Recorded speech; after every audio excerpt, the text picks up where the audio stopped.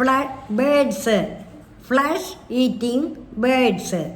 Birds such as eagles, hawks, and owls have strong and sharp claws which help them catch and hold their prey firmly and then carry it away.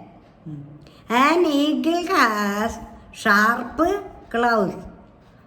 Running or scratching birds hence use their claws to scratch the earth for seeds and worms. They have strong feet with 3 long toes in front and a short toe at the back. Each of these toes has a sharp horny claw. Claws of a hen help in scratching. Wading birds such as herons, flamingos, and cranes have thin, long legs with wide spreading toes.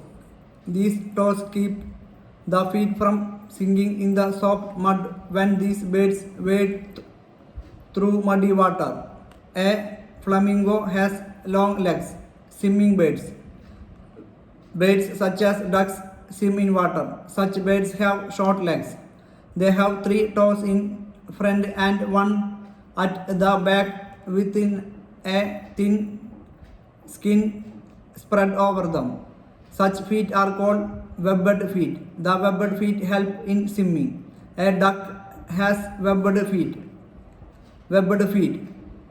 in which there are folds of skin between each of the toes.